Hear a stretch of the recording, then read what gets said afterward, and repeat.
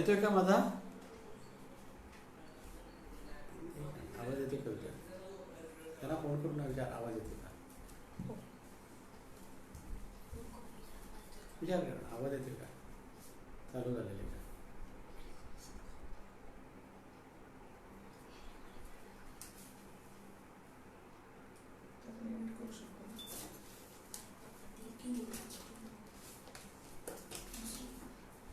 हाँ सर येतोय का आवाज वगैरे? हाँ ऑन केलं मी स्टार्ट व्हिडिओ केलं.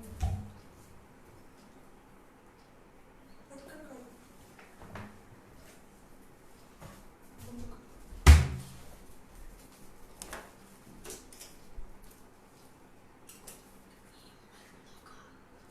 तुम्हाला मागे साईडचा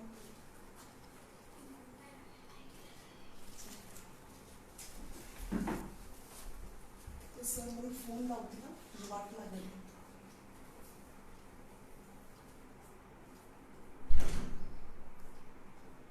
आवाज येतोय त्यांना ते चालू झाले का? आवाज झाला मोबाईल ठेवतो.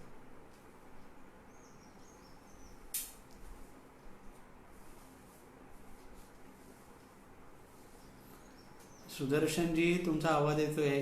Good good.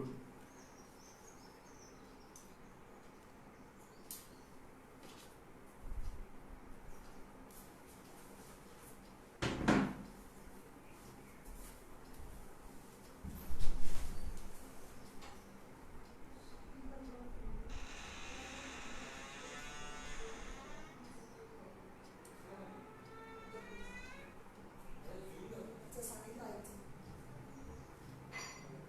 लॉग इन कर.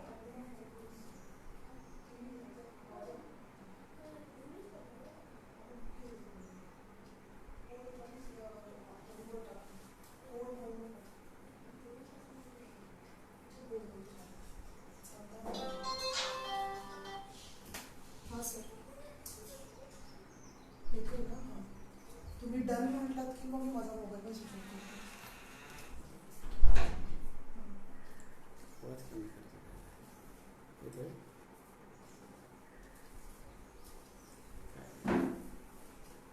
हां हे बघ.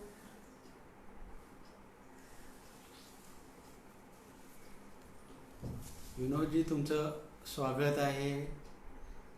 लक्ष्मण कंशे सर तुमचं स्वागत आहे.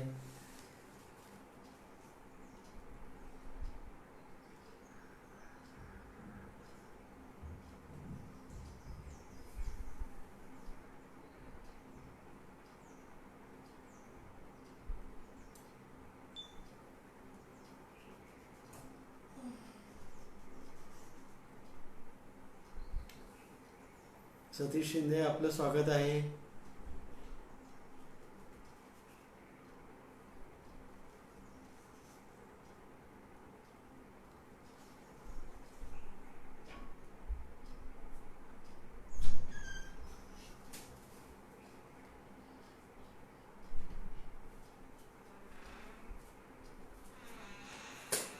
चालतात ना बाहेर.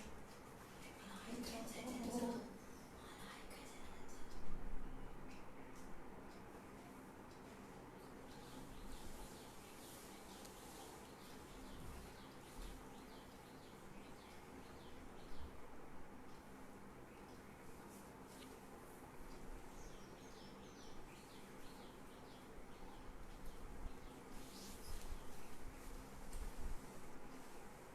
भवारी सर तुमचं स्वागत आहे. दादासाहेब आपलं पण स्वागत आहे. सुदर्शन सर आपलं स्वागत आहे. येत आहेत लोक येत आहेत.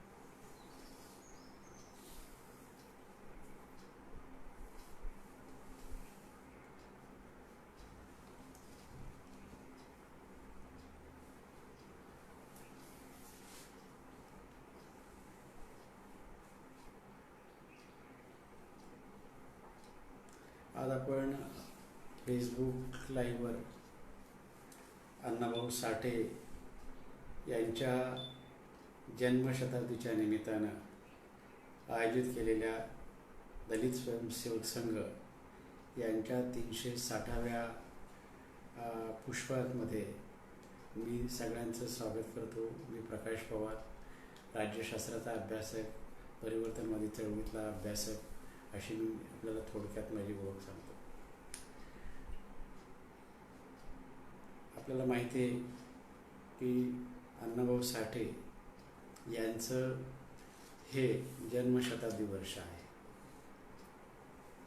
1 ऑगस्ट 2019 पासून तर ते 1 ऑगस्ट 2020 पर्यंत हे आपण जन्मशताब्दी वर्ष साजरं करत आहोत.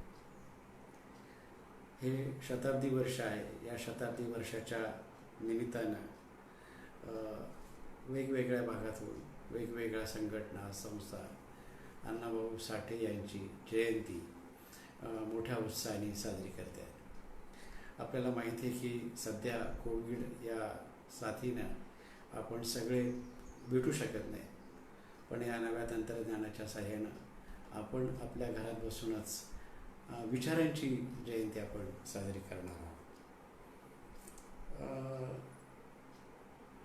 अण्णाभाऊ साठे यांची जयंती ही जी फेसबुक चर्चा ठेवलेली आहे त्याचे मुख्य दादासाहेब सोनवणे, त्यांचे सहकारी सगळे टेक्नॉलॉजीची टीम आणि या फेसबुक लाईव्हमध्ये उपस्थित असणारे सगळे बंधू आणि भगिनी. गेल्या 1 जुलैपासून दलित स्वयंसेवक संघानं 1 जुलै ते 31 ऑगस्टपासून पर्यंत अण्णाभाऊ साठे यांच्या जन्मशताब्दीच्या निमित्तानं वेगवेगळ्या विषयावर वेगवेगळ्या मान्यवर व्यक्तींच्या व्याख्याने ठेवलेली. यामध्ये ज्येष्ठ साहित्यिक सदानंद मोरे, श्रीपाल सबनीस सर, लक्ष्मीकांत देशमुख, गणेश देवी, अभिजित वैद्य, श्रीमंत कोकाटे यांच्यासारख्या ख्यातनाम व्यक्तींची व्याख्यानं अण्णाभाऊ साठेंच्या जयंतीच्या निमित्तानं झालेली आहे. पुढच्या काळामध्ये ज्येष्ठ पत्रकार विजय चोरमारे, श्रीराम पवार, ज्येष्ठ सामाजिक कार्यकर्ते फादर दिब्रोटो या सगळ्यांच्या व्याख्यानं या निमित्तानं होणार आहे. आज संपूर्ण महाराष्ट्र आणि देशभरातल्या वेगवेगळ्या भागात अण्णाभाऊ साठे यांची जयंती ही ऑनलाईन पद्धतीने साजरी होत आहे आणि याच पार्श्वभूमीवर आज आपण या ठिकाणी उपस्थित आहोत. या विषयावर सुरुवात करण्याच्या अगोदर माझ्या मनामध्ये जे काही प्रश्न आहेत ते मी आपल्यासमोर मांडतो आणि मग हळूहळू हा विषयाचा परीघ आपल्यासमोर उलगडत जातो. खरं म्हणजे अण्णाभाऊ साठेंची जयंती का साजरी करायची, ती कोणी करायची, ती कशी करायची, हे पहिल्यांदा आपण समजून घेतलं पाहिजे. आपल्या देशात महापुरुषांची जी जयंती साजरी व्हायला लागली त्याला एक मोठा इतिहास आहे. आपल्याला माहीत असेल की महात्मा ज्योतिबा फुले यांनी पहिल्यांदा राजर्षी छत्रपती शिवाजी महाराज यांच्या रायगडाच्या समाधीला जाऊन तिथं पहिल्यांदा छत्रपती शिवाजी महाराजांची जयंती आपण साजरी केली महात्मा ज्योतिबा फुले यांनी. त्यानंतर मग आपण महाराष्ट्रातले सगळे परिवर्तनवादी चळवळीतले आणि अन्य लोक आपापल्या महापुरुषांच्या जयंत्या साजऱ्या करायला लागलो.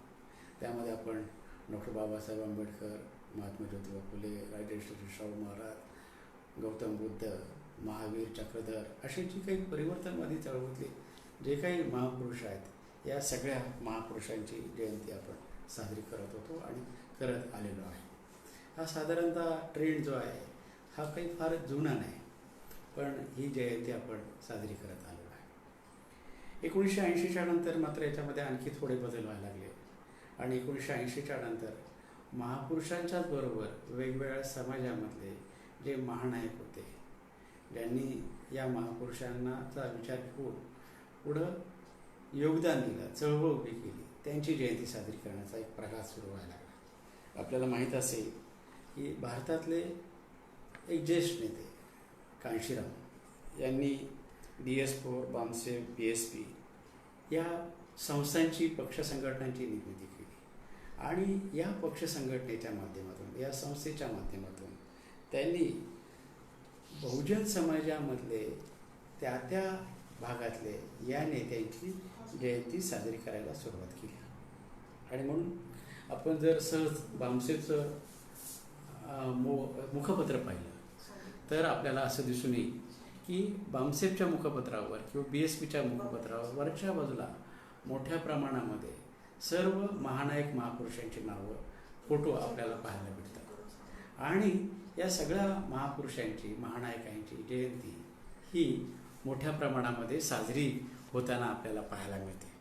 आणि त्याबरोबर त्याचा मुख्य हेतू काय आहे तर हे जे काही नेते आहेत, महानायक आहेत, यांची प्रेरणा त्या समाज घटकांनी घ्यायची, त्याच्यामधून चेतना निर्माण करायची आणि या महापुरुषांच्या माध्यमातून समाजाचं संघटन करायचं. जो काही मागासलेला, पीडित, वंचित समाज जो आहे त्या सगळ्या समाजाला एकत्र घेऊन पुढं करायचं आणि त्याच्या माध्यमातून परिवर्तनाची चळवळ करायची हे आपल्याला दिसून येतं. आणि हा एक मोठ्या प्रमाणामध्ये आपल्याला पाहायला मिळतं. आणि म्हणून आपण जर पाहिलं गेलं तर 80-90च्या नंतर आपल्याला वेगवेगळ्या समाज घटकांमधल्या महापुरुषांची जयंत्या आपण साजरी करताना दिसून येतं. अहिल्यादेवी होळकरांची जयंती आपल्याला पाहायला भेटते. नंतर रविदासांची जयंती यानंतर काय याला पाहायला मोठ्या उत्साहात साजरी होताना आपल्याला पाहायला भेटते. त्याचबरोबर यांचीसुद्धा अण्णाभाऊंची जयंती साजरी व्हायला लागली. आणि या सगळ्या जयंत्यांच्या पाठीमागचा एक मुख्य मोठा उद्देश जो आहे तो समाजाला संघटित करायचा, समाजाला बांधायचा, समाजाला एकजिनसीपणा करायचा आणि या सगळ्या 18 पगड जातीतल्या समूहाला एकत्र करून एक व्यापक असं परिवर्तनाचा लढा उभा करायचा असं त्या काळामध्ये आपल्याला पाहायला भेटतं. पण दुर्दैवानं प्रत्येक जातीच्या ठेकेदारांनी नंतर त्या जातीतल्या महापुरुषाची जयंती साजरी करून जे काही उद्देश होतं त्या उद्देशाच्या विषयगत काम करायला लागलं आणि त्यामुळं शोषित जातीमध्येच महापुरुषांच्यामध्ये संघर्ष व्हायला लागला. म्हणजे हा आमचा महापुरुष का त्यांचा पुरुष असं आपल्याला माहिती आहे.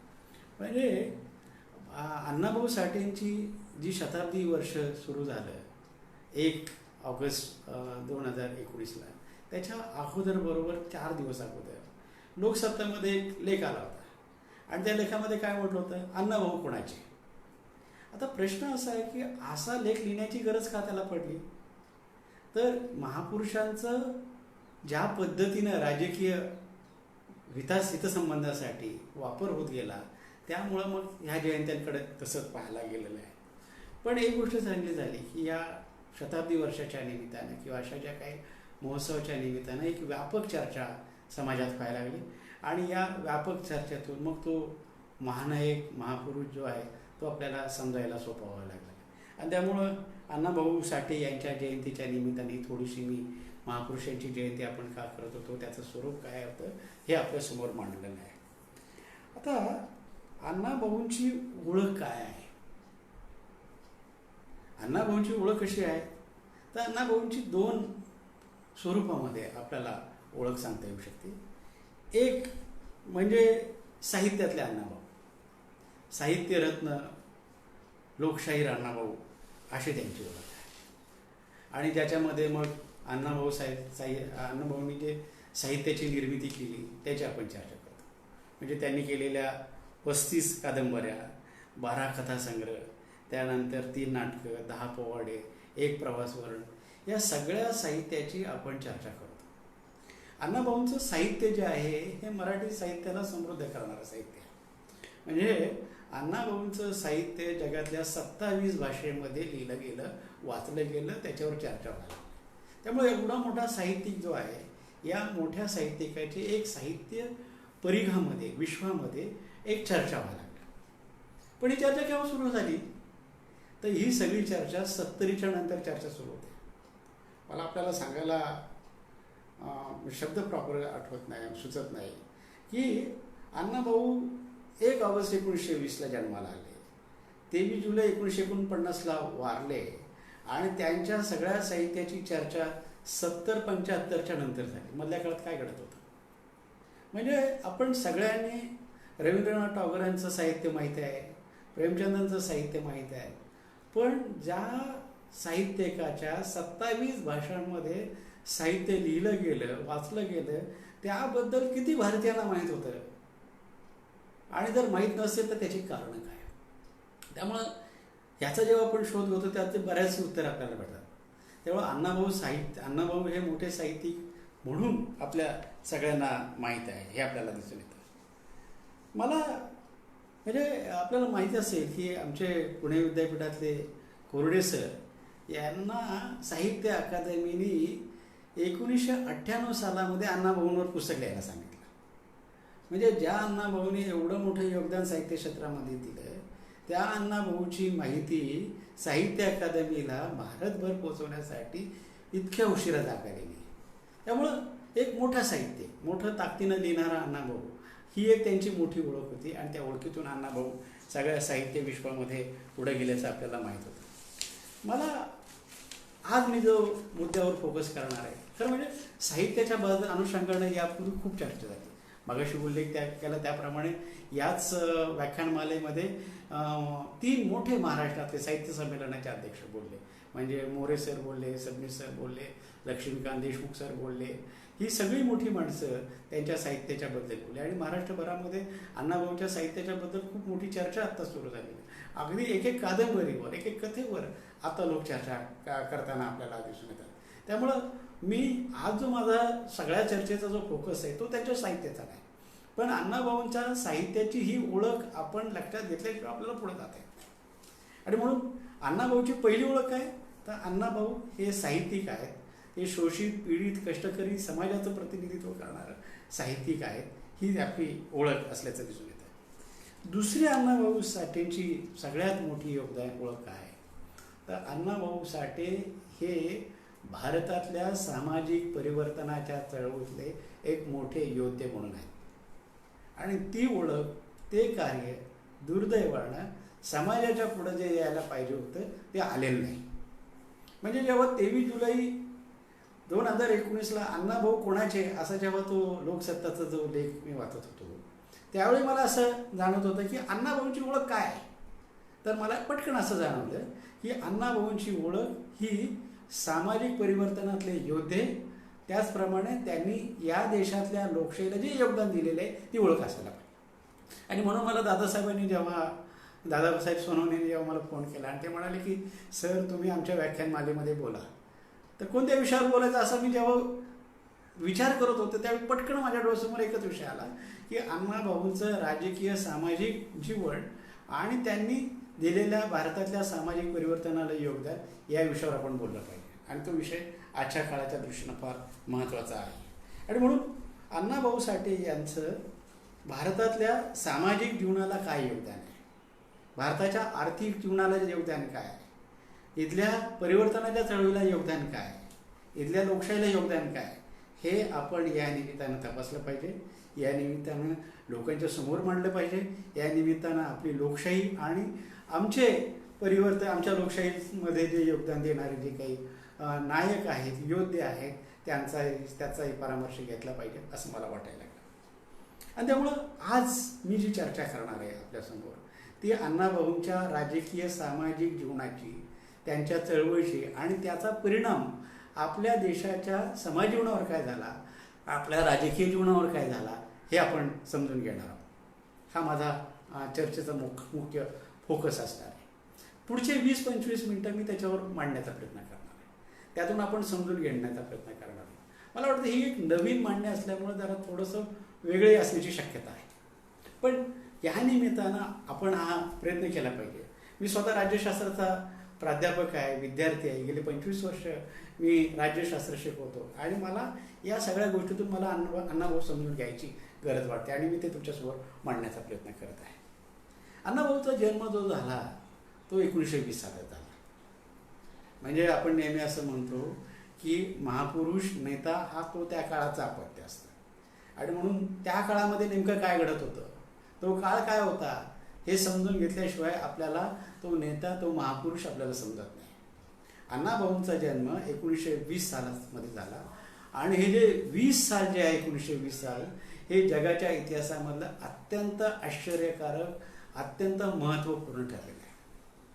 1920 सालामध्ये काय घडलेलं आहे तर 1920 सालामध्ये पहिलं महायुद्ध संपलं आणि ज्या महायुद्धाच्या काळामध्ये सारं जग हातघायला आलं होतं की जगू का मरू अशी परिस्थिती होती. ते महायुद्ध 1920ला संपलं आणि या महायुद्धानंतर माणसाला माणसाच्या जगण्याचं मूल्य कळालं.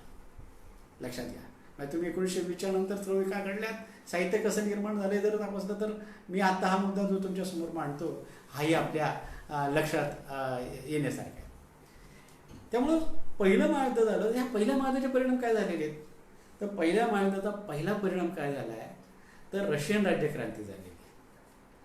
त्याचप्रमाणे भांडवलशाहीचं प्रतिनिधित्व करणारा अमेरिका हा जगातला एक पुढारलेला देश आहे. आता रशियन राज्यक्रांती आणि अण्णाभाऊ याचं नातं आपण जेव्हा पाहतो तेव्हा मग मी हा तुमच्यासमोर जो मुद्दा मांडतो तो तुमच्या लक्षात येते. त्यामुळे रशियन राज्यक्रांती झाली.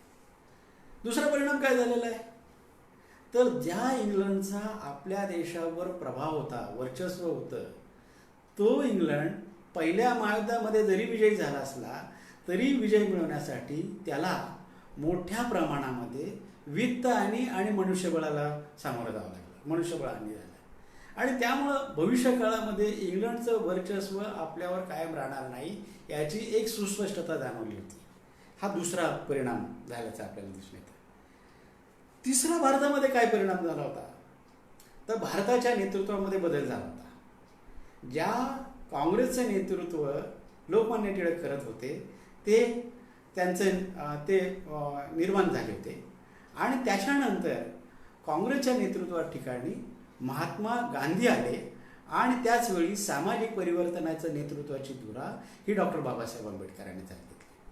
आणखी एक महत्त्वाची गोष्ट काय घडलेली आहे तर याच 1920 सालामध्ये स्पॅनिश फ्लू आला होता आणि या स्पॅनिश फ्लूमुळं युरोपामधली आणि जगभरातली अर्थव्यवस्था बिकट झाली होती. बरोबर 100 वर्षांनी आज आपण तीच परिस्थिती पाहतो. 2020 सालामध्ये सुद्धा जी आत्ता परिस्थिती आहे, महायुद्ध नसेल झालं पण जी काही जगाची अर्थव्यवस्था जी काही आत्ता निर्माण झाली ती त्याच्याशी साधर्म्य सांगणारी आहे असं आपल्याला दिसून येतं. त्यामुळं 1920च्या नंतर एक गोष्ट भारताच्या राजकीय सामाजिक पटलावर स्पष्ट झाली होती की यानंतर आता ब्रिटिश भारतामध्ये फार काळ राहणार नाहीत आणि त्यामुळे 1920 ते 1947 या 27 वर्षामध्ये स्वातंत्र्याचा लढा व्यापक झाला. त्याचबरोबर जर ब्रिटिश भारतातून गेले तर या देशामध्ये सत्ता कोणाची, जमीनदार भांडवलदारांची का, श्रमिक कष्टकऱ्यांची का, उच्चवर्णीय उच्च जातीयांची का मागासलेल्या लोकांची सत्ता, असा मुख्य प्रभाव याच काळामध्ये 1920 सालामध्ये मिळाला. आणि म्हणून जेव्हा आपण भारताचं राजकारण समजून घेतो ना तेव्हा आपल्याला 1920 ते 30 या काळामध्ये काय घडलेलं हे समजून घेतलं की मग आपल्याला भारताचं राजकारण समजायला सोपं जातं. या पार्श्वभूमीवर अण्णाभाऊ जन्माला आले. अण्णाभाऊ जन्माला कुठं आलेले आहेत तर सह्याद्रीच्या पर्वतरांगामध्ये वाळव्या तालुक्यामध्ये आले आणि ते रोजगारासाठी वडिलांच्या बरोबर मुंबईला गेले.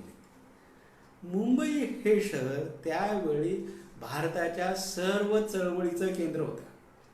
या मुंबई शहरामध्ये स्वातंत्र्याची चळवळ लढली जात होती, या मुंबई शहरामध्ये कामगाराची चळवळ लढली जात होती, याच मुंबई शहरामध्ये डॉक्टर बाबासाहेब आंबेडकर यांच्या विचारांची चळवळ सुद्धा उभी राहत होती. त्यामुळे चळवळीचं केंद्र असणारे जे अण्णाभाऊ जे आहेत हे अण्णाभाऊ मुंबईमध्ये जातात. ते अतिशय दारिद्र्यामध्ये वाढलेले आहेत, शिक्षण कमी आहे, म्हणजे शिक्षण नाही 1.5 दिवस शाळेमध्ये गेलेले आहेत पण पाट्या वाचून हे अण्णाभाऊ शिकतात, वाचतात आणि साहित्याची निर्मिती करतात. हे अण्णाभाऊ त्यांचं सार्वजनिक जीवनाची जी सुरुवात जी होती ती कामगार चळवळीमध्ये होती आणि मुंबईमधल्या डाव्या चळवळीच्या त्या चळवळीमध्ये त्यांची राजकीय जीवनाची सुरुवात होती आणि ते डाव्या विचाराच्या लोकांच्या सहवासामध्ये येतात. इथं आपण लक्षात घेतलं पाहिजे अण्णाभाऊ हे स्वातंत्र्याच्या चळवळीत पण आपल्याला दिसतात, अण्णाभाऊ हे डाव्या चळवळीत पण वाढलेले दिसलेत आणि अण्णाभाऊ शेवटच्या टप्प्यामध्ये आंबेडकरी चळवळीत सुद्धा दिसलेले आहेत. या पार्श्वभूमीवर अण्णाभाऊ आपल्याला राजकीयदृष्ट्या समजून घेणं फार महत्त्वाचं आहे. 42च्या चळवळीमध्ये अण्णाभाऊंना वॉरंट काढणारे लोक ब्रिटिश अधिकारी हे पकडायला येतात आणि मग अण्णाभाऊंना साथ कोण देते, ते शाहीर गव्हाणकर आणि शाहीर अमर शेख यांच्याकडे ते जातात. म्हणजे स्वातंत्र्याच्या चळवळीमध्ये हा लढणारा माणूस आहे, पण नुसतं स्वातंत्र्याच्या चळवळीत लढत नाही, तर हे स्वातंत्र्य कोणाचा हा बेसिक प्रश्न विचारतात. आणि म्हणून 15 ऑगस्ट 1947 सालामध्ये जेव्हा आपला देश स्वतंत्र झाला, तेव्हा हेच अण्णाभाऊ असा अतिशय महत्त्वाचा प्रश्न विचारतात, देश की आझादी झुटी है, जनता भुकी आहे. तर किती किती ताकदीचा हा माणूस असू शकतो की एका बाजूला सारा देश स्वातंत्र्याच्या चळवळीमध्ये आनंद उत्सव साजरा करतोय, याचं भान ठेवून सुद्धा हा माणूस असं म्हणतोय, ये आझादी झुटी है, देश की जनता भुकी आहे. म्हणजे स्वातंत्र्य त्यांना कोणाला मिळवायचं आहे, तर स्वातंत्र्याचे लाभधारक हे गोरगरीब असले पाहिजे. उद्या लक्षात घ्या. म्हणजे आपण नामदेव ढसाळ्यांची जर स्वातंत्र्याची जर कविता जर पाहिली, तर ती कविता आणि अण्णाभाऊ जे बोलतात हे फार जवळ साधणार आपल्याला दिसतं. किंवा कोणताही परिवर्तनवादी चळवळीतला माणूस जेव्हा तो स्वातंत्र्याबद्दल बोलतो, तेव्हा तो पहिला प्रश्न विचारतो की स्वातंत्र्य कोणाचं? स्वातंत्र्य सामान्य माणसाचं, स्वातंत्र्य कष्टकऱ्याचं, स्वातंत्र्य अभिजानांचं, स्वातंत्र्य भांडवलदाराचं का? या प्रश्नांची उत्तरं हा शोधण्याचा प्रयत्न करत असतो. आणि हाच प्रश्न अण्णाभाऊ साठे यांनी 15 ऑगस्ट 1947 साली देशाला स्वातंत्र्य मिळाल्यानंतर, हे स्वातंत्र्य कोणाचं आहे? जर या स्वातंत्र्य मिळाल्यानंतर जर देशातली जनता भुकी राहत असेल, तर मग आपल्याला वेगळा विचार करावा लागेल, आपल्याला व्यापक चळवळ करावी लागेल. म्हणजे जो माणूस स्वातंत्र्याच्या चळवळीत लढतोय, तो त्याला योगदान देतोय, पण स्वातंत्र्य मिळाल्यानंतर हे जे प्रश्न जे आहेत, हे प्रश्न त्याच्या मनामध्ये कायम आहेत. आणि मला वाटतं अण्णाभाऊ समजून घेताना हा फार महत्त्वाचा प्रश्न आपण ध्यानात घेतला पाहिजे. शेवटी स्वातंत्र्याचे या देशातले लाभधारक कोण? हा प्रश्न जो 47 साली अण्णाभाऊंना पडला होता, तोच प्रश्न आज सगळ्या देशातल्या लोकांना पडला पाहिजे. जर या देशातले 125 जर लाभधारक असेल, तर हा देश खऱ्या अर्थानं लोकशाहीवादी आहे. जर या देशातल्या मुठभर लोकांना जर स्वातंत्र्य मिळत असेल, तर मग या देशातली लोकशाहीच्या पुढे मोठं आव्हान आहे, हे आपल्याला नाकारून चालत नाही. हा पहिला प्रश्न अण्णाभाऊंनी विचारला. आणि त्यामुळं अण्णाभाऊचं जेव्हा मी समजून घेतो, तेव्हा मला स्वातंत्र्य चळवळीतल्या वेगळ्या अँगलने विचार करणारे हे अण्णाभाऊ मला दिसतात. दुसरे अण्णाभाऊ कोणते आहेत, तर ते श्रमिक कष्टकरीच्या चळवळीमध्ये आहेत. ही गोष्ट खरी, मगाशी मी उल्लेख केला आहे की 1920च्या नंतर, त्याच्या अगोदर पहिल्या महायुद्धाच्या पार्श्वभूमीवर रशियामध्ये राज्यक्रांती घडली आणि या राज्यक्रांतीचा परिणाम जगभरामध्ये मोठ्या प्रमाणात झाला. शोषित कष्टकरी समाजाचं राज्य येऊ शकतं, हे मॉडेल हे रशियामधून दिलं होतं. आणि अण्णाभाऊंचं तर ते ह्या सगळ्यांमध्ये फार मोठा होता आणि म्हणून ते मग ते रशियाला गेलेत. आपण हे सगळं पाहिलेलं आहे आपण. तर अण्णाभाऊंचं हे कष्टकरी जनतेमधलं योगदान आहे. ते स्वतः शाहीर आहे, ते जलसे, ते पोवाडे गात होते आणि ते डाव्या विचारसरणीचं जे कलापथक जे होतं, त्या कलापथकामध्ये त्यांनी काम केले. कुठलंही राजकीय परिवर्तन होण्याच्या अगोदर सांस्कृतिक परिवर्तन होण्याची गरज असते आणि हे सांस्कृतिक परिवर्तन फक्त आणि फक्त असे कलाकार करतात. आणि म्हणून अण्णाभाऊंचे पोवाडे, अण्णाभाऊंचे जे काही लावण्या किंवा अण्णाभाऊंचे सगळे जे काही लोकसाहित्य जे आहे, हे लोकसाहित्य या अर्थानं मला महत्त्वाचं वाटतं. या लोकसाहित्याच्याबद्दल प्रचंड, म्हणजे या सगळ्या जलसे पोवाड्यांना फार मोठी ताकद आपल्याकडे आहे. म्हणजे बाबासाहेब आंबेडकर असं म्हणत होते, वामनदादा कर्डकांचे वडील जे होते भीमराव कर्डक यांना असं म्हणालेले होते की माझं 10 भाषणं तर तुमचं एक गाणं, तुमचा एक इतकी ताकद ती याच्यामध्ये आपल्याला दिसते. आणि तिथं अण्णाभाऊंनी कष्टकरी जनतेचा आवाज हा तो पुढे नेला. तो पुढे नेताना तो संयुक्त महाराष्ट्राच्या आंदोलनामध्ये दिला आणि श्रमिक कष्टकऱ्यांचं महाराष्ट्र त्यांनी बनवलं. अण्णाभाऊ या व्यवस्थेचं विश्लेषण पण खूप सुंदर करतात. ते असं म्हणतात की ही पृथ्वी जी आहे, ही शेषाच्या मस्तकावर नाही, तर श्रमिकाच्या तळहातावर बनलेली आहे. म्हणजे या सगळ्या पृथ्वीच्या निर्मितीमध्ये, या साऱ्या जगाच्या निर्मितीमध्ये कष्टकरी समाज जो आहे, शोषित समाज जो आहे, जो अंगमेहनत करणारा समाज आहे, त्याचं मोठं योगदान आहे. हे अण्णाभाऊंनी हे सगळं मांडण्याचा प्रयत्न केला. आणि त्यामुळं डाव्या चळवळीमध्ये अण्णाभाऊंचं योगदान मोठं आहे. ते आपण सगळं त्यांचं साहित्य वगैरे ते पाहिल्यानंतर आपल्याला ते दिसून येतं.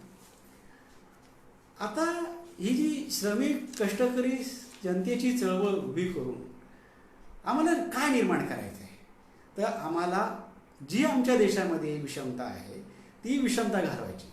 आणि जमीनदार भांडवलदारांच्या हातामध्ये ही जी काही व्यवस्था आहे ती व्यवस्था काढून ती श्रमिक कष्टकऱ्यांच्या हातात यायची.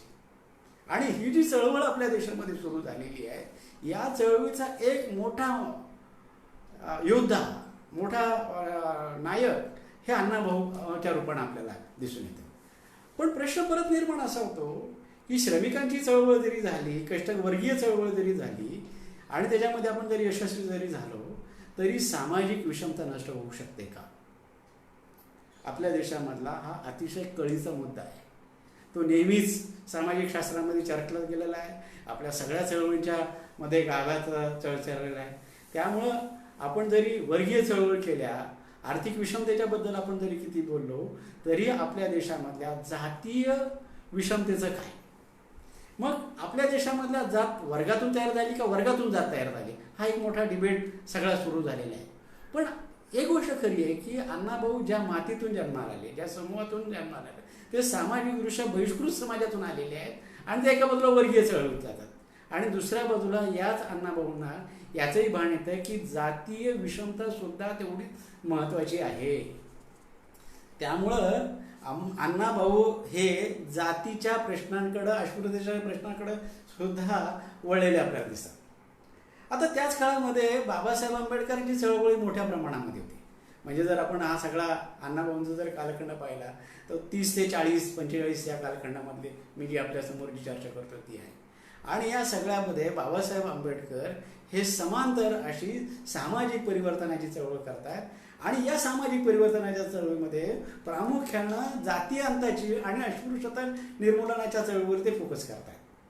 एका बाजूला देशामध्ये स्वातंत्र्याची चळवळ आहे, एका बाजूला वर्गीय विषमतेची चळवळ आहे आणि त्याच बाजूला बाबासाहेब आंबेडकरांच्या नेतृत्वाखाली सामाजिक परिवर्तनाची, जातीय अंताची चळवळ सुद्धा मोठ्या प्रमाणामध्ये. तुम्ही विचार करा की तो सगळा काळ हा आपल्या देशामधला भारावून टाकलेला होता आणि या पार्श्वभूमीवर अण्णाभाऊ जन्माला आले. म्हणजे अनेक लोक जेव्हा त्यांचा साहित्याचा अभ्यास करतात आणि त्यांच्या साहित्यातले जेव्हा ते नायक शोधतात तेव्हा त्यांना जर ही परिस्थिती जर लक्षात आली तर ते त्या नायकाला जास्त न्याय देऊ शकतात, लक्षात घ्या.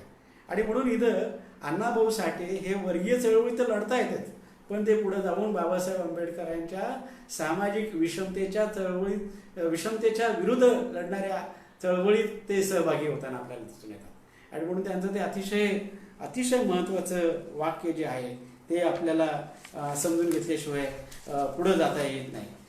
ते बाबासाहेब आंबेडकरांचं असं म्हणतात की सांगून गेले मज भीमराव, हे जे त्यांचं जे वाक्य जे आहे त्या वाक्यातून ते बाबासाहेब आंबेडकरांच्या बरोबरचं नातं सांगतात किंवा ते पुढच्या टप्प्यात. आता 1935च्या नंतर सुद्धा आपण जर पाहिलं ना तर बाबासाहेब आंबेडकरांच्या चळवळीचा एकदम झंझावात सुरू झालेला आहे. म्हणजे 1920ला जे बाबासाहेब भारताच्या सार्वजनिक जीवनामध्ये आले ते 1935पर्यंत सुधारणावादी बाबासाहेब राहतात आणि 1935च्या नंतर मात्र बाबासाहेब हे क्रांतिकारक, आक्रमक विचाराचे डॅशिंग बाबासाहेब दिसतात आणि हे बाबासाहेब आंबेडकर. अण्णाभाऊंना भावले नसेल असं अजिबात कोणी म्हणू शकत नाही. किंबहुना अण्णाभाऊ त्यांच्याकडं मोठ्या प्रमाणात आकर्षित झाल्याचं आपल्याला दिसून येतं. आणि म्हणून एक प्रवास, वर्गीय विषमता ते सामाजिक विषमता याला जोडणारा प्रवास हे अण्णाभाऊ करतात आणि त्यामुळं अण्णाभाऊ हे मला सगळ्यांपेक्षा वेगळे वाटतात. आपल्या देशामध्ये फक्त वर्गीय विषमतेवर चळवळ करणारे लोक पाहिले, त्यांनी अख्खं आयुष्य घातलं. त्यांच्या योगदानाबद्दल कोणाच्या मनामध्ये दुमत असायचं शंका नाही, अतिशय प्रामाणिकपणे त्यांनी केलं. दुसऱ्या बाजूला आपल्या देशामध्ये सामाजिक विषमतेसाठी अख्ख्या आयुष्याची आहुती देणारे सुद्धा सामाजिक परिवर्तनाच्या चळवळीतले अनेक मान्यवर झाले. त्यांच्या त्यागाबद्दल, त्यांच्या चळवळीबद्दल एक आहे. पण वर्ग की जात या पेचात जेव्हा चळवळ सापडली होती तेव्हा अण्णाने अतिशय त्याच्यामधला सुवर्णमध्ये काढला आणि वर्गीय आणि जातीय विषमता जोपर्यंत भारत सोडत नाही तोपर्यंत या देशामध्ये समता येऊ शकत नाही हे अण्णाभाऊंनी त्यांच्या कृतीतून दाखवलं. आणि म्हणून मला अण्णाभाऊ फार महत्त्वाचे वाटतात. लक्षात घ्या की हा सगळा पेच पडलेला आहे. म्हणजे आपण सुद्धा पाहतोय की एका बाजूला पारंपरिक आंबेडकरवादी आहेत, एका बाजूला पारंपरिक मार्क्सवादी आहे आणि या सगळ्याच्या पलीकडे जाणारी एक नवी ट्रॅडिशन भारताच्या राजकारणामध्ये, सार्वजनिक जीवनामध्ये आली. ती सुरुवात होती आणि मग त्याच्यामध्ये तुम्हाला अण्णाभाऊ दिसतात, त्यानंतर नामदेव ढसाळ दिसतात, बाबूराव बागुल दिसतात, रावसाहेब कसे दिसतात आणि हे सगळं आपल्याला पुढे जाताना दिसून येते. ती विकसित ट्रॅडिशन अशी आहे. आज तर आपल्याला जात आणि वर्ग विषमतेच्या विरोधातच बोलावं लागतं. म्हणजे जागतिकीकरणानं इतकं मोठी आव्हानं निर्माण केलेली आहेत. त्यामुळं तुम्हाला निखळ जातीच्या प्रश्नांबद्दल, जाती अंत्याच्याबद्दल बोलून चालत नाही. तुम्हाला आता ह्या विषमतेला जे काही जगभरातली जी आव्हानं जी निर्माण झालेली आहेत ती सगळी सुद्धा मोठ्या प्रमाणात आहे. या 35-36च्या काळानंतर बाबासाहेब आंबेडकर सर्व अस्पृश्य समाजातल्या समूहाला एकत्र घेऊन बांधतात आणि त्यामुळे देशभरातला जो सगळा अस्पृश्य समाज जो आहे तो बाबासाहेब आंबेडकरांवर जीवापाड प्रेम करतो. आणि त्यामध्ये मातंग समाज सुद्धा अपवाद नाही. मातंग समाजाने बाबासाहेब आंबेडकरांवर जीवापाड प्रेम केलेलं आहे आणि बाबासाहेबांनी सुद्धा मातंग समाजावर प्रेम केलेलं आहे. आपल्याला माहीत असेल की एक बाबासाहेब आंबेडकरांचं भाषण आहे. ते असं म्हणतात की मला जर अजून एक मुलगी असती तर मी मातंग समाजातल्या मुलाला दिली असती. हे लक्षात घ्या, हे सगळं सोशल इंजिनिअरिंग, आताच्या भाषेत आपण जर त्याला सोशल इंजिनिअरिंग म्हणतो, पण या सगळ्या समूहाला एकत्र बांधण्यासाठी जे काही महापुरुषांनी विचार मांडलेले आहेत आणि त्या महापुरुषांच्या विचारांना पुढे नेणारे जे काही समाजामधले कलावंत आहेत, अभ्यासक आहेत, विचारवंत आहेत, चित्रकार आहेत, त्यामध्ये अण्णाभाऊ मला मोठे दिसतात. आणि म्हणून मग या पार्श्वभूमीवर अण्णाभाऊ साठे हे भारतातल्या समतेचे महानायक ठरतात. समतेच्या चळवळीतली जी एक मोठी आमची परंपरा जी आहे, या परंपरेमध्ये अण्णाभाऊ स्वतःचं स्थान निर्माण करतात. म्हणजे जसं ते साहित्याच्या चळवळीमध्ये आहेत, जसं मराठी साहित्यामध्ये अण्णाभाऊंचा विचार केल्याशिवाय हे मराठी साहित्य पुढे जाऊ शकत नाही. म्हणजे मला कधी कधी आता आश्चर्य वाटतं की एवढा मोठा आमचा साहित्यिक होता, या साहित्यावर किती मोठा ह्या मराठी साहित्यिकांनी अन्याय केलेला आहे. म्हणजे ज्ञानपीठ कोणाकोणाला मिळालेले, अण्णाभाऊंना का ज्ञानपीठ मिळू शकलं नाही? अण्णाभाऊला भारतातल्या सर्वोच्च पदव्यांनी सन्मानित का करण्याची गरज भासली नाही? तर त्याचं कारणच असं आहे की आमच्या देशामधला जो प्रस्थापित वर्ग आहे त्याच्या डोक्यामध्ये जात आहे आणि ती जोपर्यंत जात नाही तोपर्यंत इथल्या कष्टकरी समाजाला, मागासलेल्या समाजाला न्याय मिळत नाही. आणि इथं अण्णाभाऊंनी कष्टकरी समाज आणि मागासवर्गीय समाज या दोघांना एकत्र घेऊन पुढे जाण्याचा प्रयत्न केला. मी जेव्हा भारताच्या लोकशाहीच्या अनुषंगाने जेव्हा विचार करतो तेव्हा मला हे अण्णाभाऊंचं योगदान फार महत्त्वाचं वाटतं. हे छोटे छोटे प्रयोग असतील, हे कदाचित महाराष्ट्राच्या पातळीवर असतील, हे कदाचित हे संस्कृतीच्या पातळीवर प्रयोग असतील, परंतु हे प्रयोग हे या चळवळींना बळ देणार आहे. ही चळवळ पुढे नेणारी आहेत आणि ही मला त्या अर्थानं फार महत्त्वाची मला वाटताना दिसून येते. आता हे सगळं पाहिल्यानंतर मग तुम्ही असं मला म्हणाल की हे सगळं तुम्ही सांगताय बरोबर आहे, पण मग अण्णाभाऊंचं आणि लोकशाहीचं नातं काय? अनेकांना प्रश्न पडलेला आहे.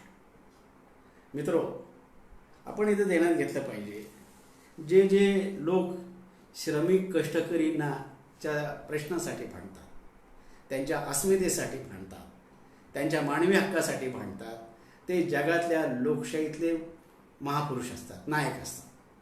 अण्णाभाऊ इथले श्रमिक कष्टकरी जनतेच्या प्रश्नासाठी भांडले, ते जाती अंताच्या विरोधात लढले.